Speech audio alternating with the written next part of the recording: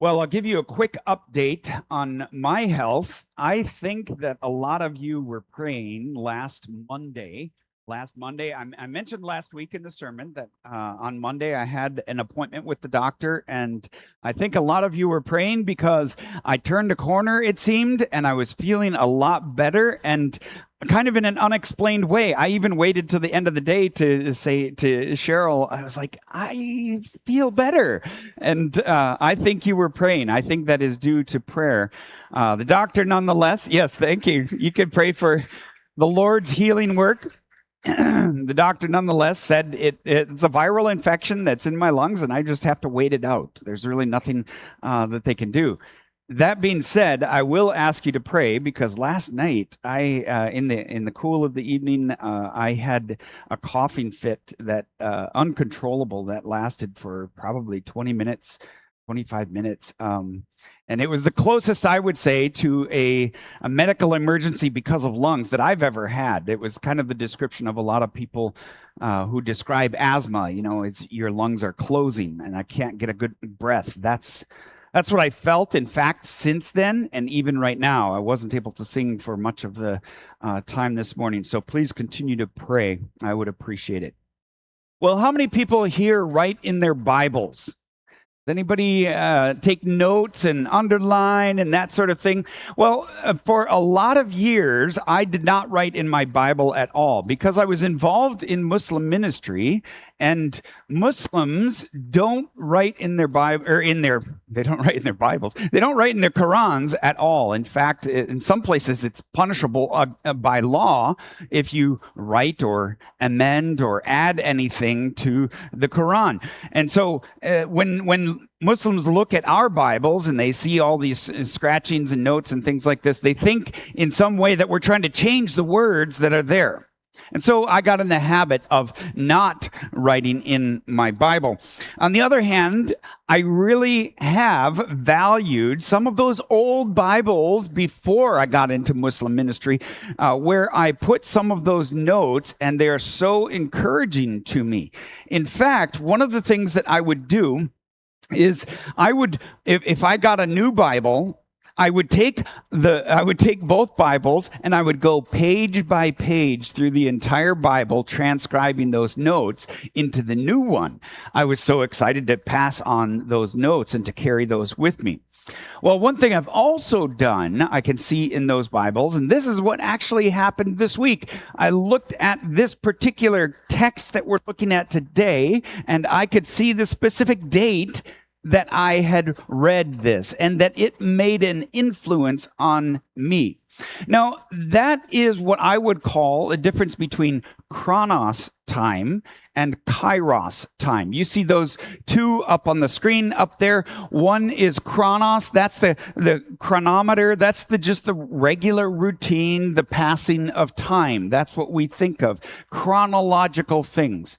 But kairos is an appointed time, a time when God wants to say something and speak something specific to you. And so that's what I did. I would record the date when I would encounter one of those moments, when the Lord just opened my eyes to new truth in the Bible. I would simply put the date, or maybe I'd put just a small note that goes with it.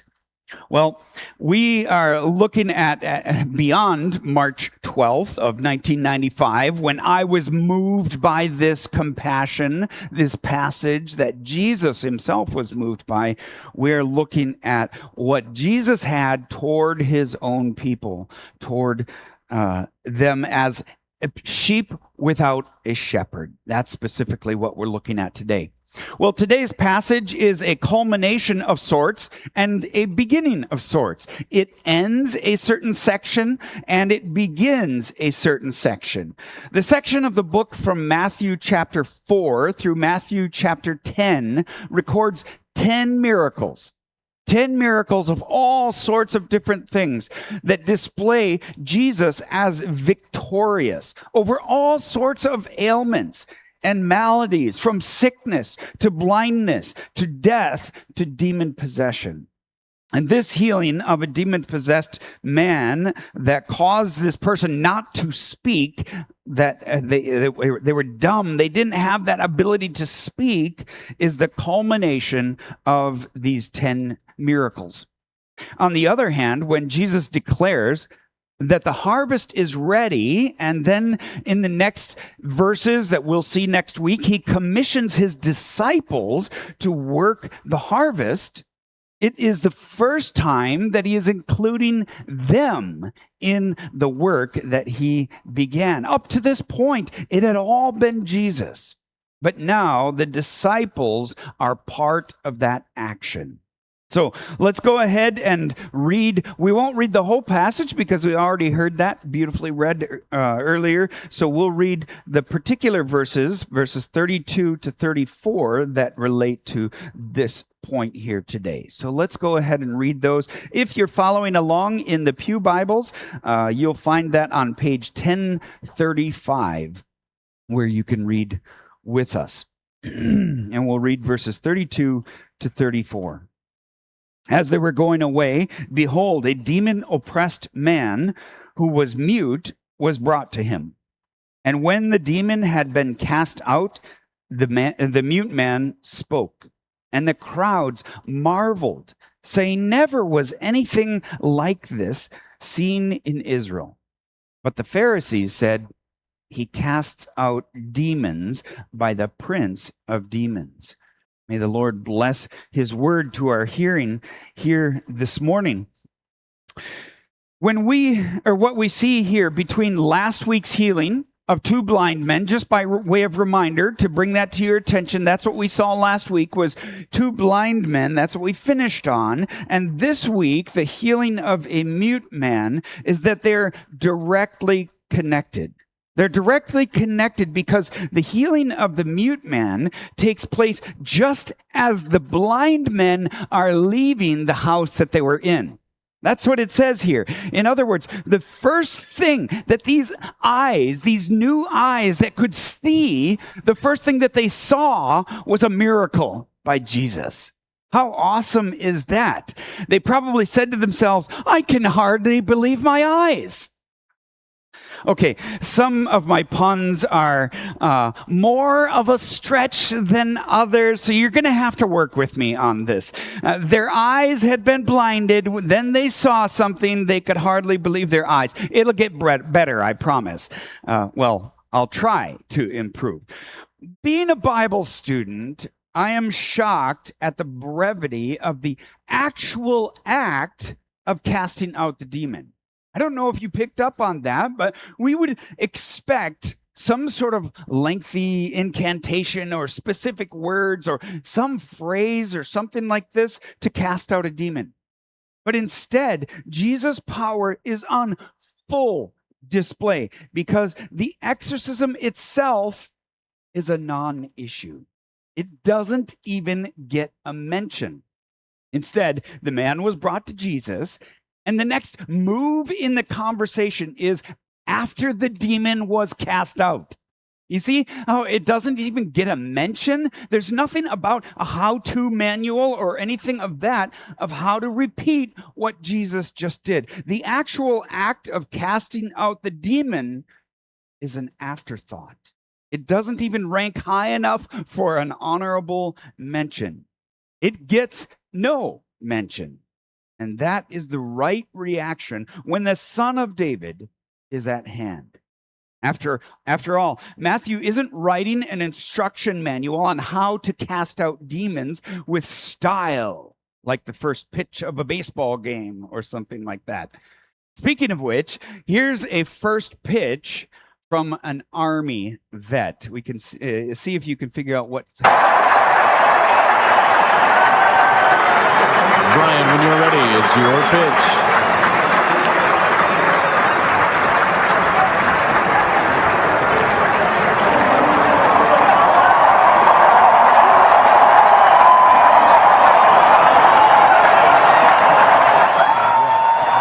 That's pretty cool. He's throwing a grenade. He's sneaking up and he's throwing a grenade. But Jesus isn't instructing us on creative ways to cast out a demon. In fact, the demon is not the focus. That's the way it should be. The demon doesn't enjoy the luxury of being at the center of people's attention. Jesus does. Jesus is the astonishing one who wows everyone with this thought that nothing like this has ever been seen in Israel. That's exactly right. Because the Messiah hasn't been seen in Israel until this point. Israel has not seen the Messiah. Israel has not seen Jesus. Now, there's something very important in the words of these bystanders. Nothing like this has ever been seen in Israel. The actions of Jesus push people to a decision.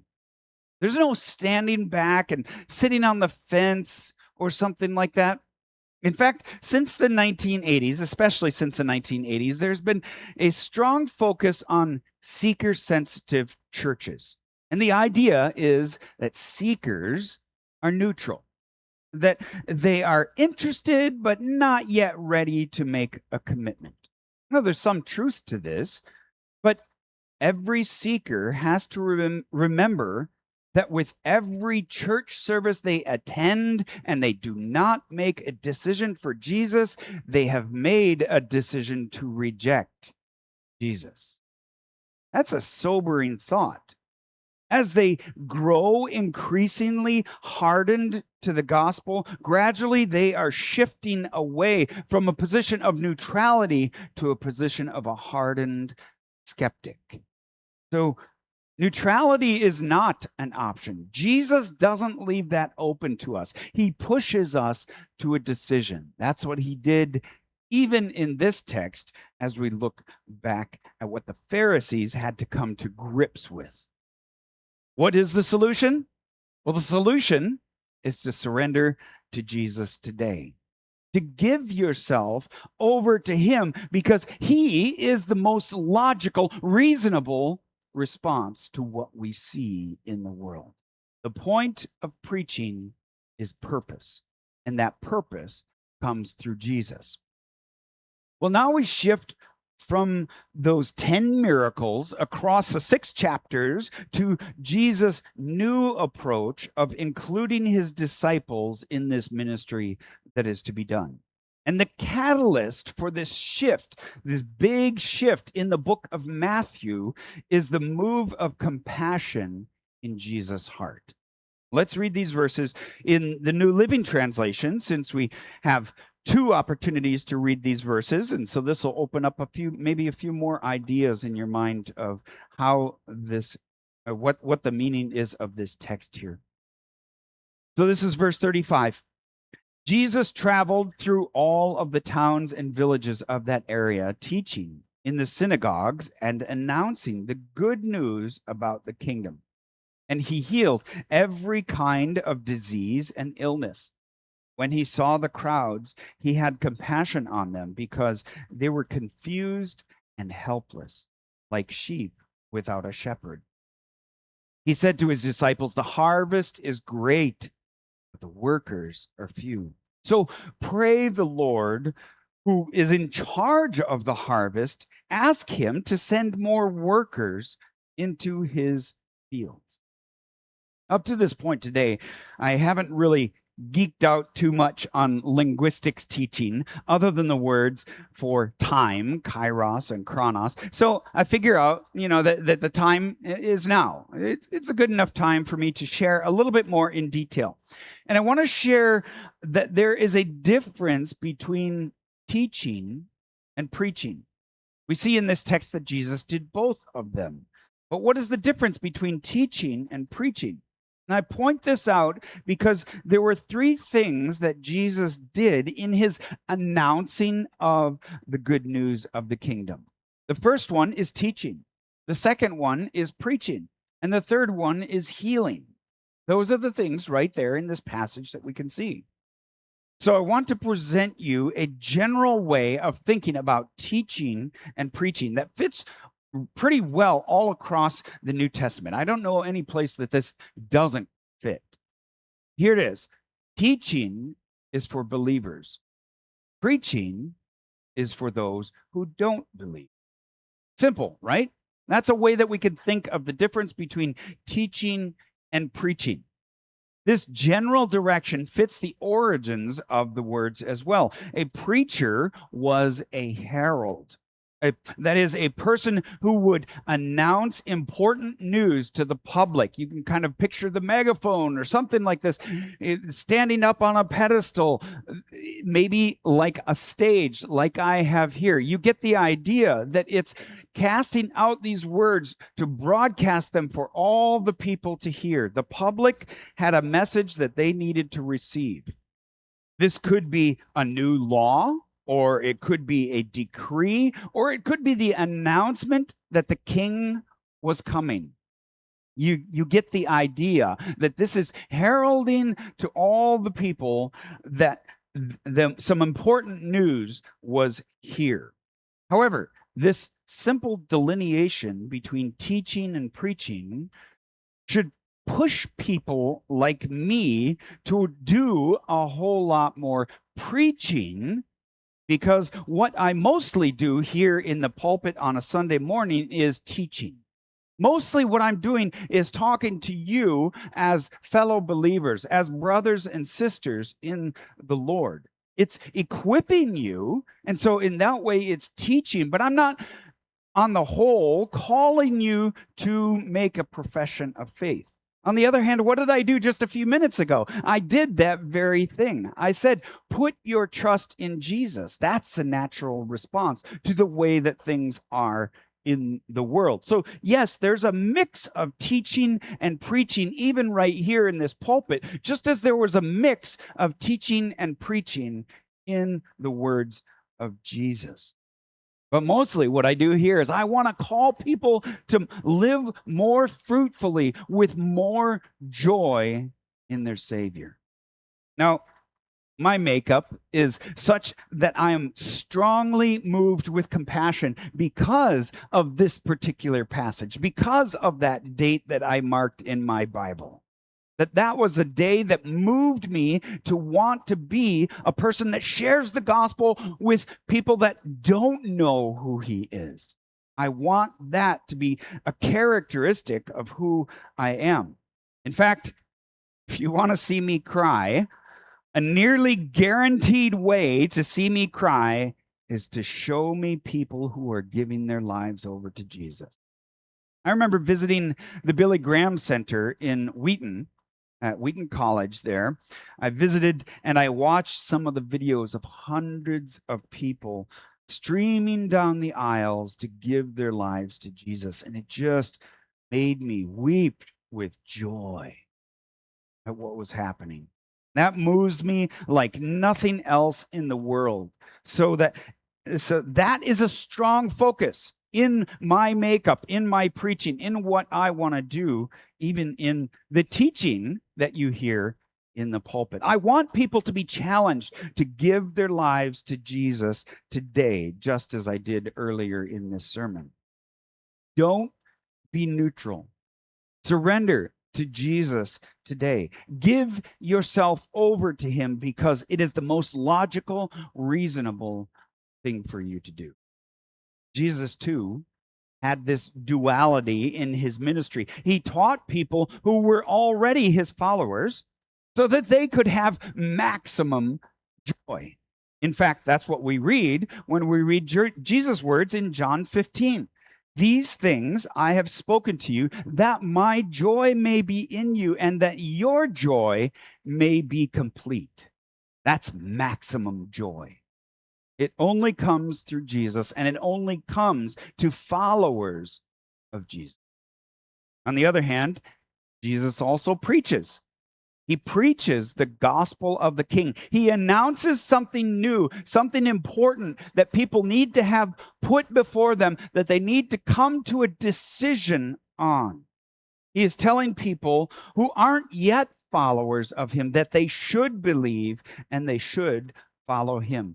He is the fulfillment and culmination of all of the Old Testament promises. He calls on them to believe, not just to sit on the fence. So Jesus is preaching.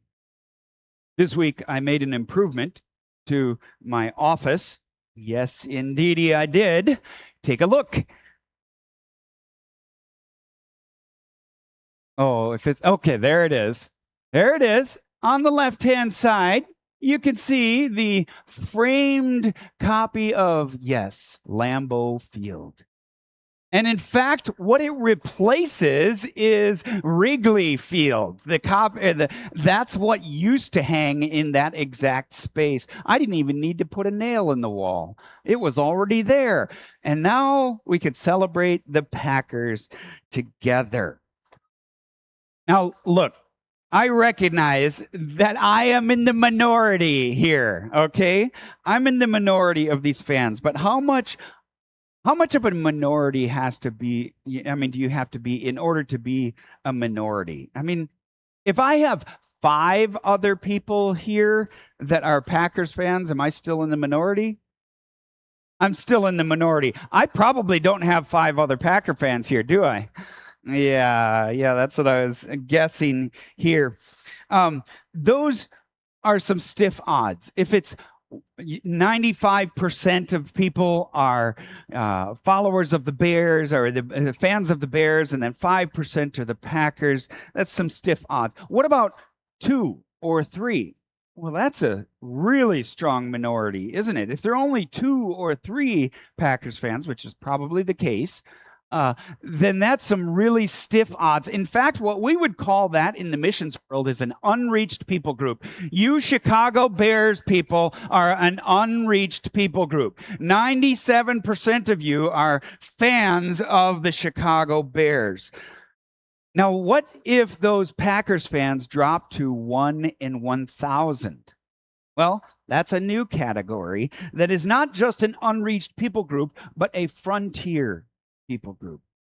There's only one believer that's left to evangelize all 1,000 Bears fans.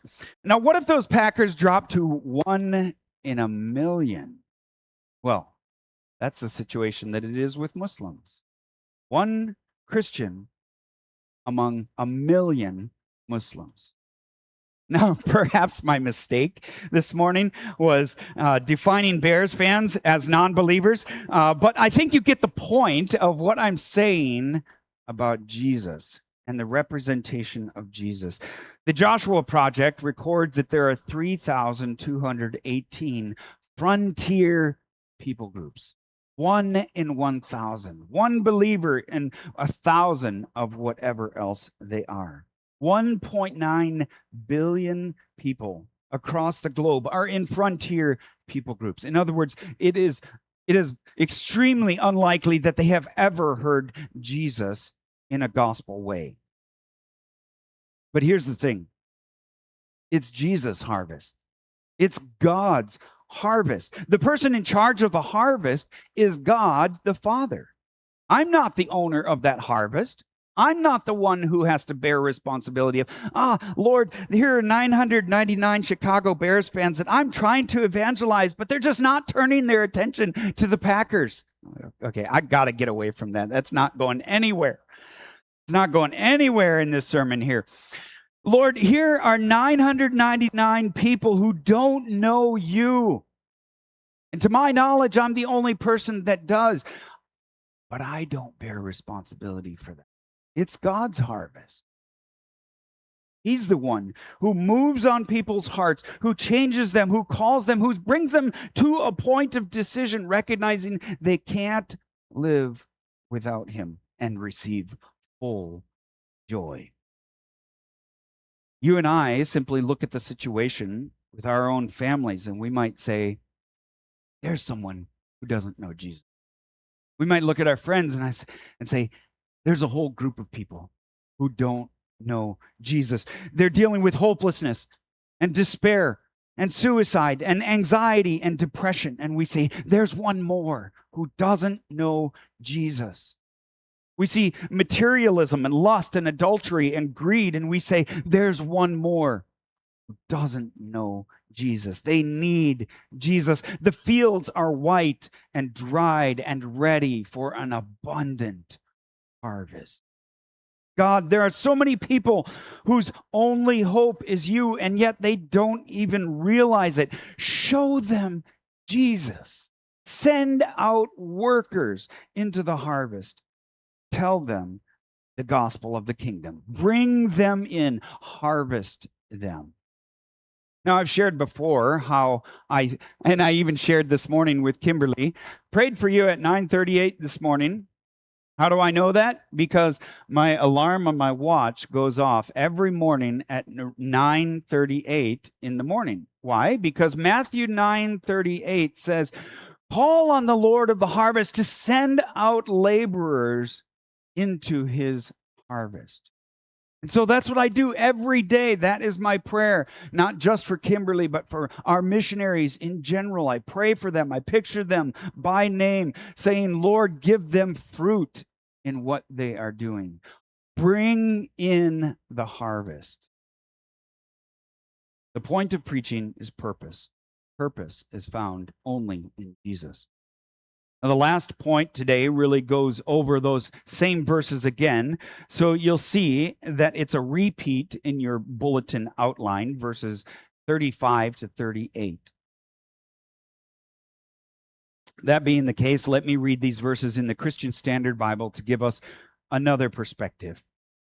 Jesus continued going around to all the towns and villages, teaching in their synagogues, preaching the good news of the kingdom, and healing every disease and every sickness.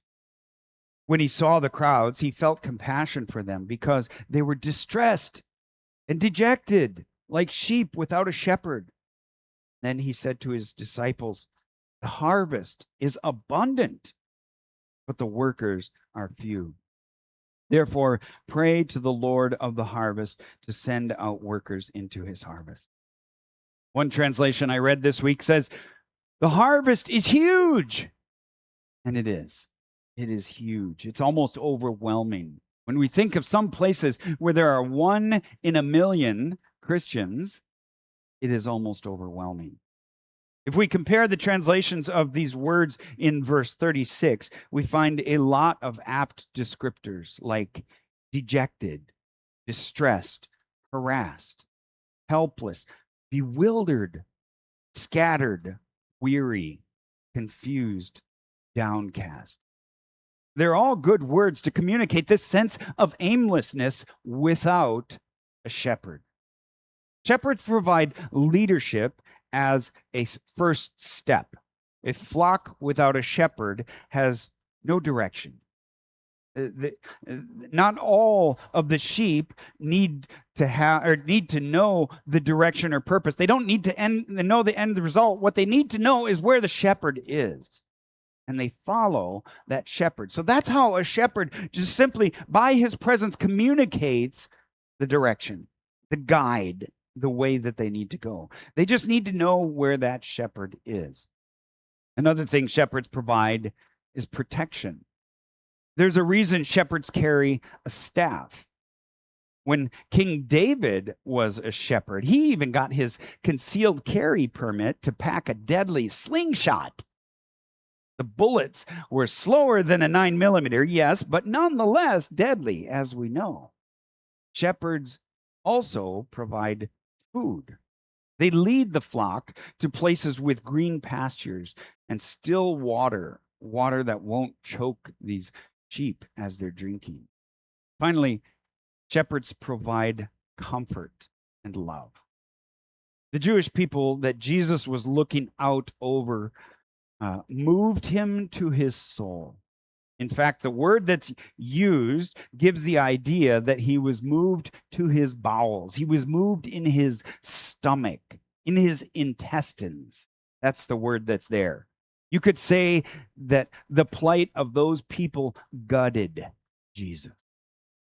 What Jesus wanted for them was to have a shepherd. He didn't want them to be something that they weren't.